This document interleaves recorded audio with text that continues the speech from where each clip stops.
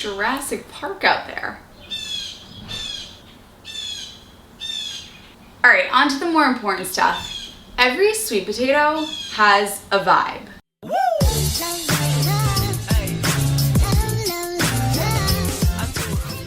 So let me explain. If you are new to this whole healthy Emmy, healthy honeys, whole food, plant-based type of world, let me give you a little sweet potato lesson, because sweet potatoes are very important to our survival on the whole foods plant-based diet. Whether you're trying to lose weight, whether you're trying to be healthy, you gotta know the ins and outs of the main 3-ish sweet potatoes that we will see in this world. So let's start out with the best and the brightest, which is the Hawaiian sweet potato. We've got our Hawaiian sweet potato, we've got our Japanese sweet potato, which is, they might be tied for first, and then we have the orange sweet potato. I will give honorable mention to the Hana yam, which is the white sweet potato, which to be honest is absolutely delicious, and I would take a Hana yam, honest to God, I would take a Hana yam over an orange sweet potato, but once again, let me explain. So each one of these sweet potatoes sort of has their own vibe to it. I would say that the Japanese and the Hawaiian, those are your dessert sweet potatoes, whereas the orange sweet potato, that's a dinner sweet potato for sure. You know, you're not putting cinnamon on your orange sweet potato, whereas the Hawaiian sweet potato and the Japanese sweet potato, those without cinnamon is like a sin. And I'll have them without cinnamon, and I'll have them for dinner. I'd have them at my wedding, but I'm not gonna have the orange sweet potato for dessert. And the Hawaiian and the Japanese really give that sweet dessert feel. Anyway, I shouldn't even be talking about any of this, because today that's not even the topic of this video really. I'm just showing you things that I'm eating, and one of them has an orange sweet potato in it. And I really want to make sure that we're all on the same page about it. That being said, hi, I'm Emmy. If you're new to the channel, welcome. My name is Emmy. I'm a nutritionist and the creator of the Slim on Starch program, where my clients lose anywhere from the last few pounds to way more than that on a whole foods plant-based diet, no calorie counting, just eating in abundance, getting back in tune with your body's natural hunger and fullness cues with the help of myself, a nutrition coach who's a dietitian by practice, and a mindset coach who's a therapist by practice. So if you're interested in that, go ahead and click the link in the down bar or go to healthyemmy.org so you can apply to work with us. Make sure that you hit subscribe, you turn on the notification bell so that you can be notified anytime the freshest news on plant-based weight loss is coming at you live, honeys, every Wednesday and Saturday. So today I'm going to be showing you some of the things that I'm eating, and I've been doing this in my videos lately, and I've just been like showing some meals here and there throughout the day, and people are loving it, so I'm going to keep doing it. So with that being said, I am going to be making a meal with an orange sweet potato in it. Orange sweet potatoes are not my bread and butter. I really am the Hawaiian girl and the Japanese girl, but when it comes to a Mexican type meal, you know, a main meal, a savory meal, a Mexican meal, the orange sweet potato is just so fitting. It just feels right. That being said, that is going to be the base of this meal, and I have recently discovered that I am a tried and true, put the sweet potato in the oven and let it get nice and gooey. Recently, I have discovered that the entire potato, in its entirety, can be put in the air fryer for about a half hour at the highest degree level, and it gets nice and gooey on the inside. I was traveling last weekend, and I brought my little air fryer with me, and all I had to do was plug it in, throw a potato in there, and then I had a nice gooey potato. It was the easiest thing in the world. So with that being said, let's get into this meal. All right, so for this Mexican sweet potato, very simple. All you're gonna do is take some frozen veg, some frozen peppers, onions, one of those mixes, and put it into a steamer. I steamed mine for about 15 minutes, and then you are going to prepare everything else. So I'm making up some refried beans, and quote unquote refried beans. What I'm doing is just mashing kidney beans with some apple cider vinegar, some paprika, and some garlic powder. My potato has gone into the air fryer for about a half hour, and I'm just gonna mix all these together. So get your potato ready, open it up, smash it a little bit, and then go ahead and put on those peppers, onions, the refried beans, and some nutritional yeast.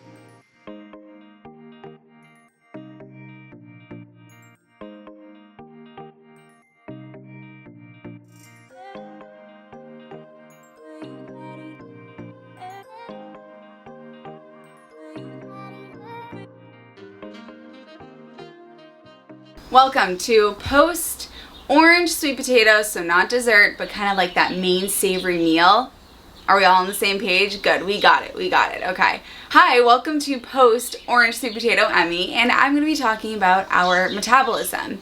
Now, if you come from a past of dieting, or if you are just in the health and wellness and dieting world at all, you will be very aware that the idea of the metabolism is like the hot topic. You want to speed up your metabolism. You want to drink lemon water in the morning because it boosts your metabolism.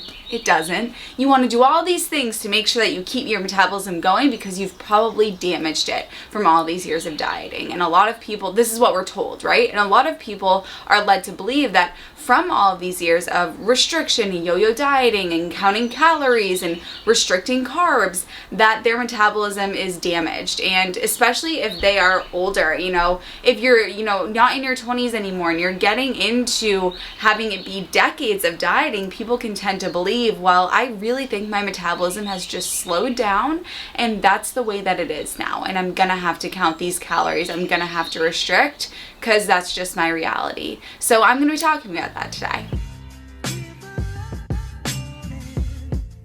So let's start out with the basics with what is our metabolism. The metabolism is the collection of chemical processes that allow us to maintain life. It's all of these processes that keep us living. It keeps our heart pumping, it keeps our lungs pumping oxygen. It allows us to live. All of these processes cost calories. Now let's make a little bit of an analogy here to help understand what we mean by a fast metabolism and a slow metabolism. Let's picture two amusement parks. Amusement park number one is this tiny little, beaten off the old path on the side of the road type of place where there's a merry-go-round, there's a ring toss, and there's a hot dog stand. That's all we really got going on there. Amusement park number two is the place to be. They've got roller coasters, they've got the tilt-a-whirl, they've got cotton candy, they've got sweet potato booths where they have all these baked Hawaiian and Japanese sweet potatoes. They have got it going on. That is the place to be. So let's compare these two amusement parks. Amusement park number one that has like the ring tossed and the guy named Sal selling hot dogs, they're going to have low operating costs, and also they're not going to make a lot of money. They're going to have low revenue because people aren't going to be coming to that park. They're not putting a lot of money into the park, so they're not going to get a lot of money out of the park. What you put into something is usually what you get out of it. Now let's think of that second amusement park that I just talked about. It's going to cost a lot of money to run that place, to have all of those roller coasters and the tilt-a-whirl going 24/7 and the lights and the fireworks show. High operating costs, but also very high revenue. They're putting a lot of money into it, but a lot of people are coming to that place and they're making a lot of money. So a lot of money is coming out of it. The same thing happens with differing metabolisms. With metabolisms that are slower, it means that not many calories are being used to maintain life. So not many calories are going in and not many calories are going out. That means that you don't need as many calories. You don't need to eat as many calories to keep that body alive. That amusement park that's just on the side of the road, they don't need that many customers because they're not spending that much money. Now let's look at that other amusement park. They need to make a lot of money in order to keep that place going. They need to have a lot of revenue in order to keep the tilt-a-whirl tilting, in order to keep those roller coasters going, in order to keep those Hawaiian sweet potatoes nice and toasty in the oven. So they need more people to be coming in. Just like individuals with fast metabolisms need to be eating more food, because that is what is going to maintain the life of that organism. So that's what we mean when somebody has a fast metabolism versus a slow metabolism. So naturally, the million-dollar question becomes, well, how do I become amusement park number 2? How do I become the place with the tilt-a-whirl and the roller coasters?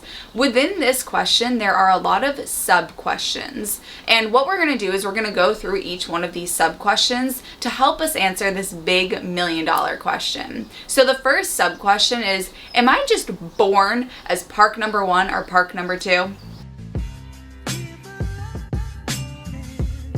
So the answer to that first question is that we are born with a naturally faster or slower metabolism, but that is not permanent, and we have the power to manipulate that based on our diet and our lifestyle choices. So there are some people that are those freaks, that are the tall and skinny freaks. My brother is one of them. So these super freaks, the people like my brother who could eat 6 Krispy Kreme donuts in a matter of 4 seconds and his cholesterol would go down and he would lose weight in the process. These super freaks do exist. The majority of people are not these super freaks, and luckily have the power through diet and lifestyle to change the way that their body is naturally set up. And I'm going to talk about how we can do that. So the second sub-question is, okay, so we're born a little bit faster and a little bit slower. Do we have the power to change that? And the answer is yes, we absolutely do have the power to change it. The third sub-question is, do we just naturally become that merry-go-round park as we get older? Do we just naturally have a metabolism that slows down a bit? And the answer to that is yes. And the reason why is because usually muscle mass will deteriorate as time goes on. And if your muscle mass is getting lower, then your body weight is getting lower. And if your body weight is getting lower, you don't need as many calories to maintain life.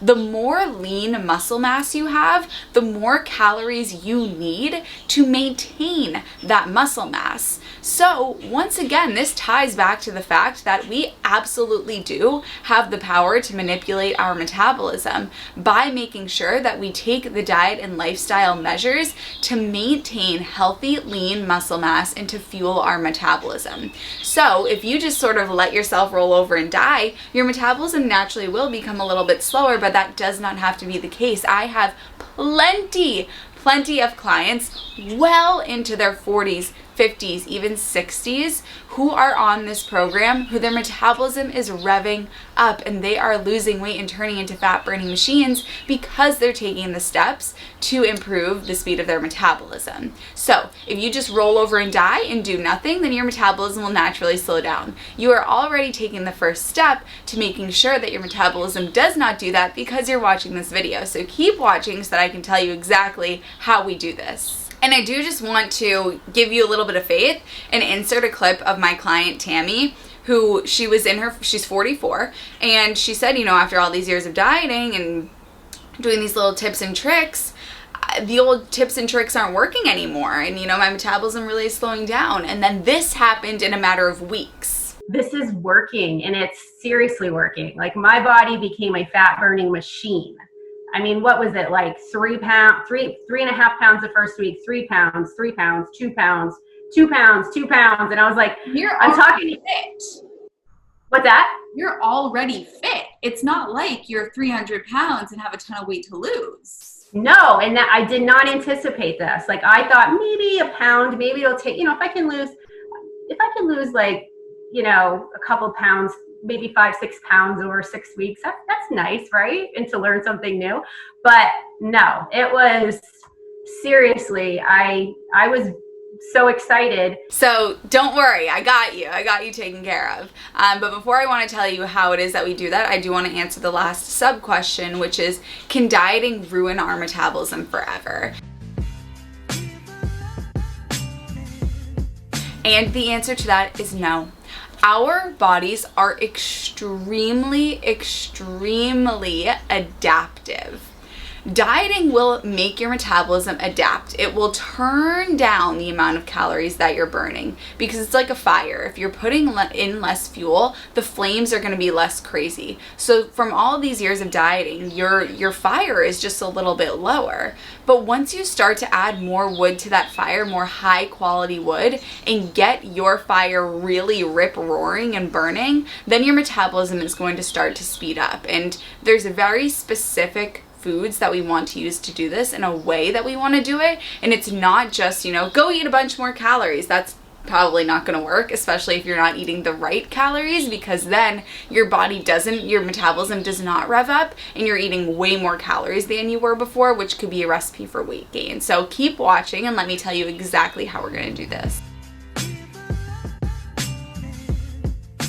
All right, let's get into it. How do we increase our metabolism? Okay, well, there's something called AMPK.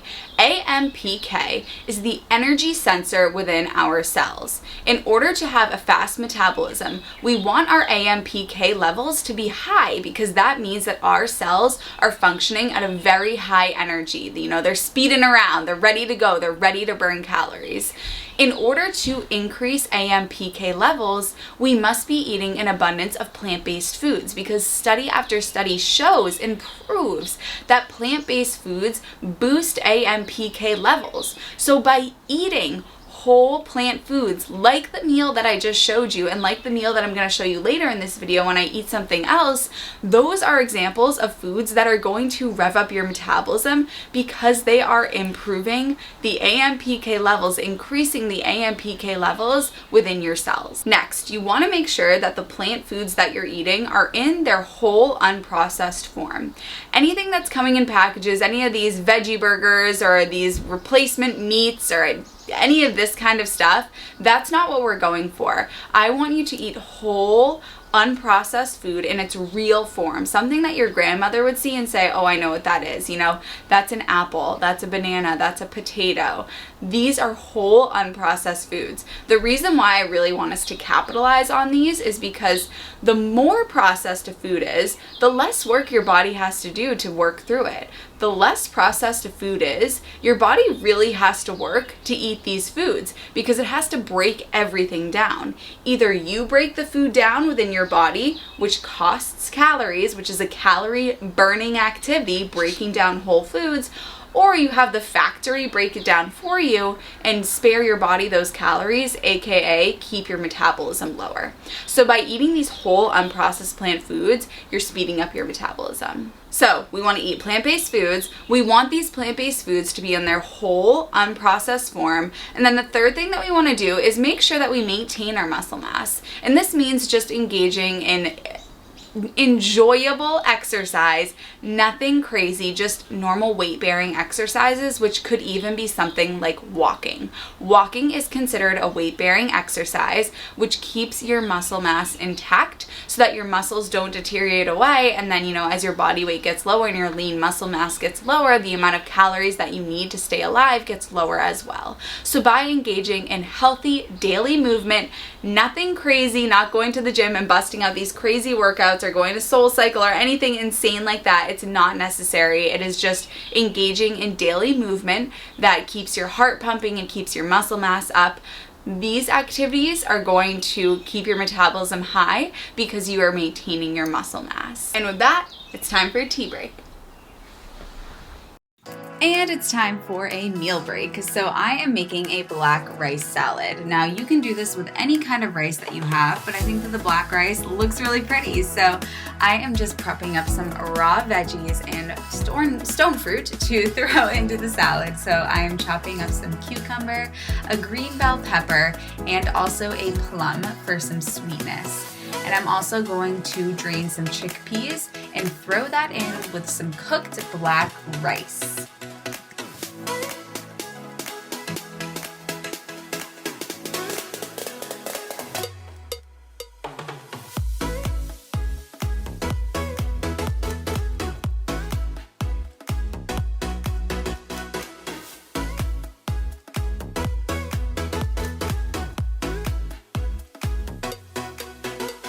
It is like gloom central out here today.